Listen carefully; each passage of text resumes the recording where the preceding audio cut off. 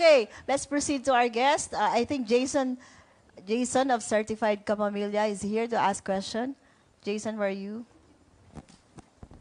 Good afternoon, everyone. My question is for Carlo. Yung character mo dito is Manuel Hidalgo na nabanggit mo nga was a washed-up actor na pumunta sa Japan. So, sa punto ba ng buhay mo before, sumagi na ba sa isip mo na if ever acting doesn't work out for you, na mag-abroad din? Yes. Oo, one time lang 'yon. Pero kasi ang dami na rin nangyari sa karera ko. Ilang beses na akong nagpaganon-ganon. Pero may isang beses na talagang gusto ko na mag-Amerika. Yung ayoko na magtatrabaho na lang ako kahit saan. Yung naisipan ko 'yon. Tapos nag-antay ako. Sabi ko, sige nga, mag-aantay ako. And then bumalik ako sa Star Magic. Inampon ako nila Miss Jeannie, Jemo. Doon ako nag-start ulit na pinag-flashback nila ako sa Dugong Buhay. Tapos nagdire-diretso kinuha nila ako para sa, ano yung sa amin ni Melay? We Will Survive. Tapos hindi na tumigil. Isipin mo yun, yung mag-give up na ako dun sa passion ko, dun sa kinalakihan kong craft. Mag-give up na ako, tapos binigyan ako ulit ng opportunity. Thank you. My second question is for Kay. Yes, Being po. of Japanese descent, what does it mean to you na makapagtrabaho sa Japan and work with the Japanese crews, actors, and a Japanese film ballet? Honestly, it was a dream come true po. Kasi dito po ako lumaki sa Philippines eh. So, ang alam ko po, I was set on, na-expect ko na po sa sarili ko na, oh, okay, I'm gonna be acting in the Philippines. Nung pumasok ako ng Star Magic, very exciting kasi I'm gonna work with people I look up to. Tapos biglang, so one of my very first projects, mga Japanese actors yung mga kasama ko. And I'm going to be filming back home sa Japan. It was really, I don't know, parang no words could explain how I felt kasi I get to represent both the Philippines and Japan at the same time. That's why it was a great, great opportunity for me na talagang very special para sa akin. Thank you po. Thank you, Jason. Next, we have Nika Sabio of Push.com.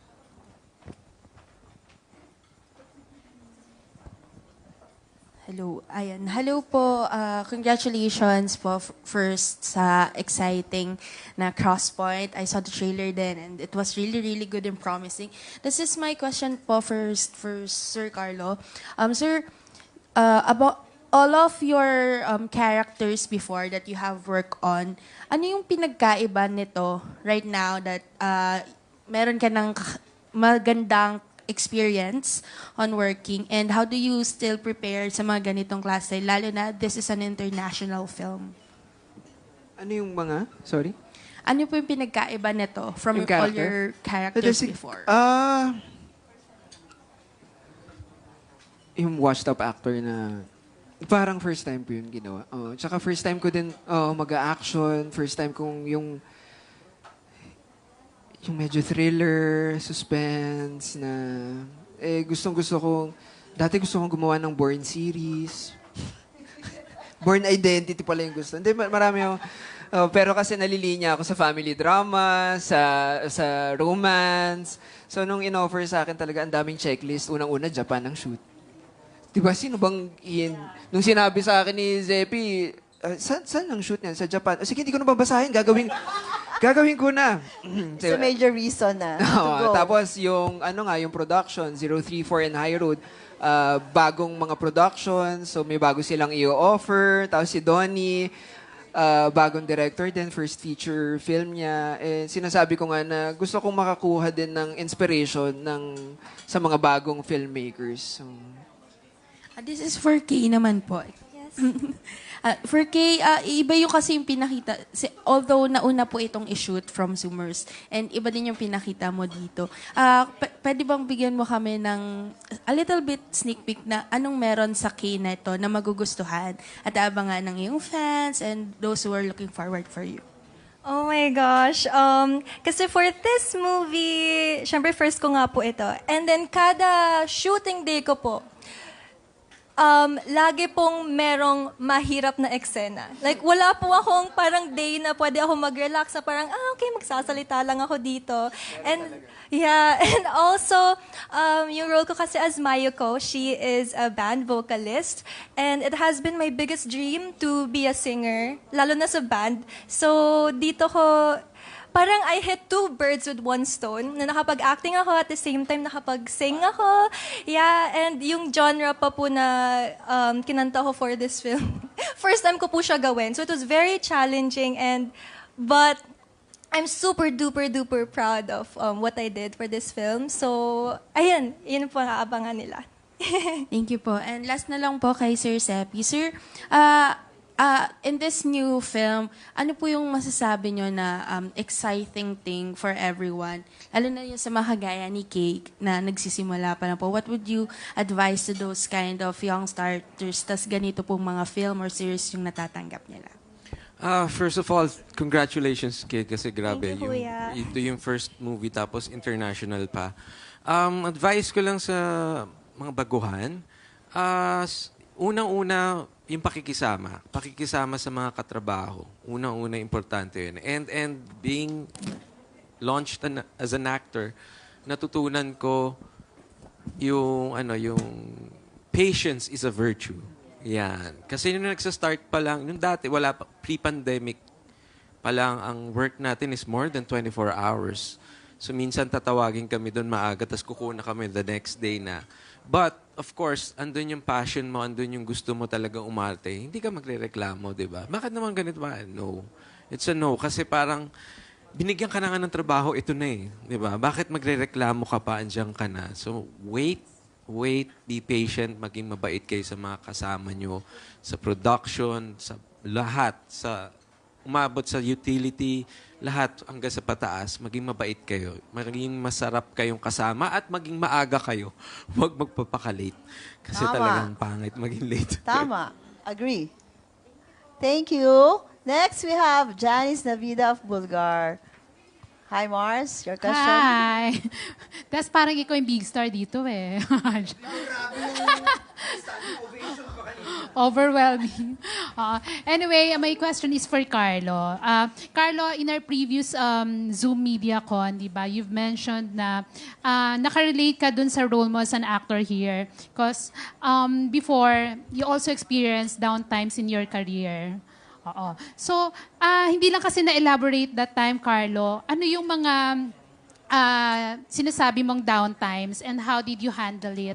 At hindi mo ba naisipan na for once na umalis sa showbiz because of those challenging times? Oo, naisip. Hindi, may mga ginagawa ako, pero mga indie films. Pagka indie kasi hindi ganun ka. Di ba? Alam naman natin yon. So, barely making it, parang ganun. So, ayoko na kahit na mahal ko yung ginagawa ko, kahit na mahal ko yung pag-arte. Kailangan ko makapag-provide dahil, so, naisipan ko dapat nga napupunta ako ng Amerika pero hindi ko nga tinuloy. So, ang ginawa ko nung time na yon, nag-tarpaulin printing ako, yung mga signages. Bumili ako ng printer. Tapos, gumagawa ng signages yung cousin ko. Tapos, kapag i-install, kasama ako. So, gumagawa kami ng scaffolding. Nagtatayo kami ng scaffolding, 15 feet, 20 feet. Kaming tatlo yung mag-i-install. Umaakyat ako ng scaffolding, gano'n. Sa mga gilid ng building. Kasama talaga ako. Tsaka ako yung nagda-drive ng ELF. Manghihiram ako ng truck ko dun sa kabanda ko na si Y. Tawagan natin si Y, taga lang. yung kabanda ko, yung e-boardist namin, may hardware sila. So, humiram ako ng ELF. Kukunin ko sa San Juan, dadalhin ko sa QC para kuhanin yung signage, tapos i-deliver namin, tapos i-install namin. Umaalis kami ng mga, kasi non-pro yung license ko, so makikita niyong lahat na nagdadrive ako ng lisensya ng bawal. Huwag niyong gagawin yon. Hindi dapat ginagawa yan ng isang mamamayang Pilipino. It's bawal, yes. Pero dahil kailangan kong humasel para sa pamilya ko, ginagawa ko. So, nagmamanay ako ng ELF at dadalhin ko sa Cavite, sa Pampanga, sa Angeles, yung ganun. So Yun lang. Did it make you love more showbiz and appreciate it, your career?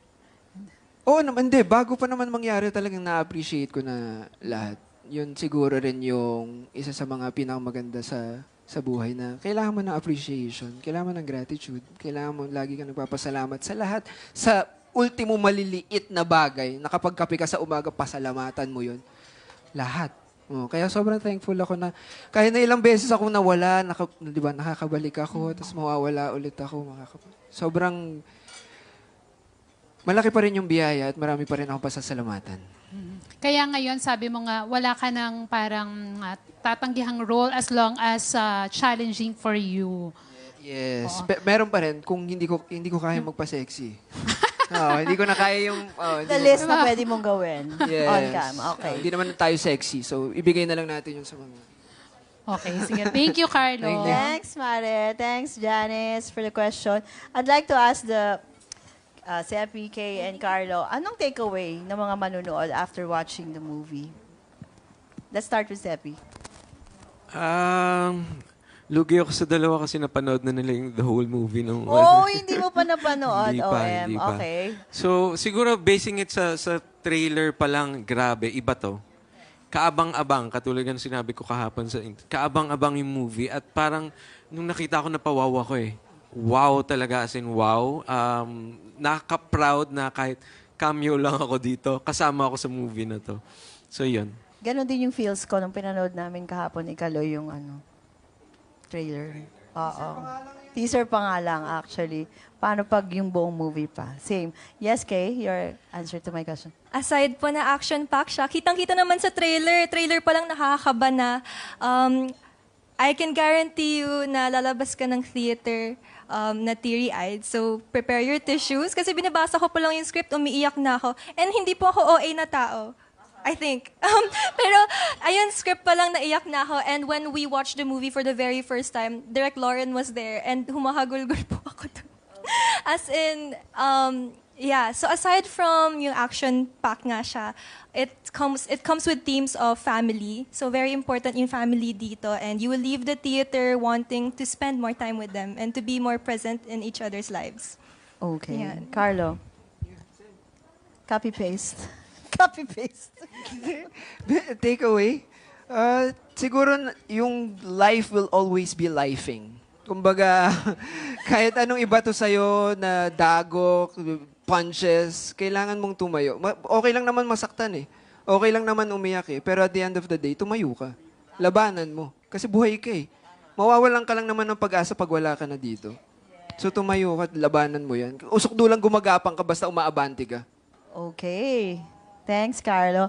Our last question will come from Richard. Sige, of last question Lionheart. ako. Kamusta yung first hosting Richard Maglihawan. gig mo for- of Good.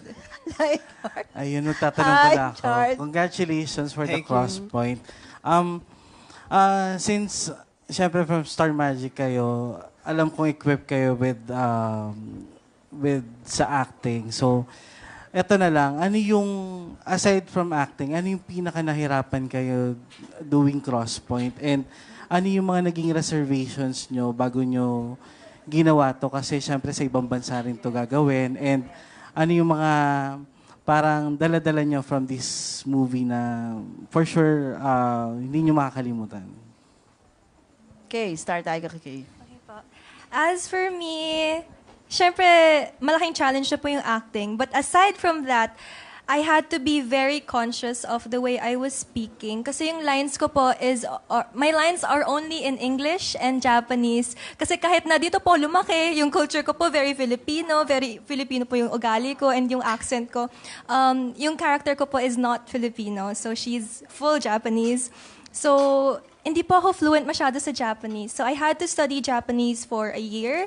And then, nagpa-accent coach pa po ako before filming. So, ayun, that's why I was very, very nervous with the scenes with Takehiro Hira-san. Kasi, I had to make sure na tama po yung pronunciation ko and all that. So, ayun po. All along, akala ko alam mo na talaga. Squishy Inaral dati, mo pala. konti lang po. Okay. Sepi. Hindi ko masasagot kasi nga mas heavier yung scenes niya sa Japan. Ako, sandali lang ako. Manila lang yung eksena natin, di ba? And One day lang talaga yan. May Darna. Sa Darna. You were doing Oo, Darna. yes. Okay. Siguro, preparation, I think, ano na lang, I've done characters similar, almost similar to this one. May nagtutweak na lang ako ng konti para lang makita si Oliver, hindi yung mga characters na ginawa ko before. Para lang mapanood ng tao, si Oliver, hindi ako, hindi yung mga character na ginawa ko, si Oliver mismo. So yung mga minor tweaking na lang naman talaga. Kaloy. Siguro, kasi na-intimidate ako kay Takehiro-hira eh. Kapag hindi kami nung first time ko siya makita, ano ba siya, 6'2", 6, di ba? It's huge, dude. So, pag makikita ko siya, ay ang liliit ng spaces sa Japan, eh, yung mga kwarto, yung mga... So, pag pumapasok siya sa kwarto, yung parang, yung isang lalaki, puno na niya yung ano. So, talaga nakaka-intimidate. Pero kapag sa eksena kasi, biglang nagbabago yung feel, nagiging as Manuel na ako, siya as his character. So, nawawala naman yun. Tapos yung isang balakid sa akin, yung weather. Kasi hindi naman ako sanay na nag-shooting sa labas ng -6, negative. Tapos tumatakbo-takbo. Kaya hirap yun din. Hirap na hirap din ako dun. Okay. Very well said. I think this movie is a proof na kaya mag-excel ng mga Filipino actors abroad. Agree, guys? Agree. Agree ba kayo? And of course, talagang shout out sa production people, the Japanese production people, and of course, the Pinoys of doing this together, a partnership na talagang worth watching ang Crosspoint. And that ends our first batch of Spotlight Press Con. Would like to ask you, Zeppy, K, and Carlo, invite everyone to watch Crosspoint. Go ahead. Mga kapamilya, sa October 16 na po, Cinemas Nationwide, Crosspoint po, of course, Carlo Aquino, Takehiro Hira, Kei Kurosawa, and yours truly, marami po pong bigating artista, Sara Abad, Ian De Leon, of course, marami pa. So abangan nyo at manood ko po kayo. October 10 ang premiere night. Gateway. Sa Gateway, sana makapunta kayo. See you guys. Thank you so much. Thanks, Zeppy. Ayan, mag-schedule na kayo ng date with your mom, your dad, your daughters, your jowas. October 16 na po, Crosspoint, nationwide. Okay, and last but not the least, Well, Kaloy. mga kapamilya, sa October 16 na po, ipapalabas ang Crosspoint. Nakikiusap po ako sa inyo. Sana po mapanood nyo, sana po masuportahan ninyo ang pelikula namin. Dahil talagang pinaghirapan po namin to. October 16, tapos October 10, advanced screening, Gateway 5 p.m. Lilipad po si Takehiro Hira dito to Oh my see you God. guys. So, Oo nga pala. oo. sana nandun tayong lahat. Thank you. There you have it. A round of applause for the cast of Crosspoint.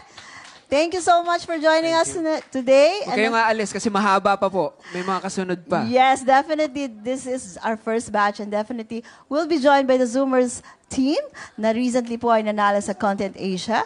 And we'll see them in just a bit.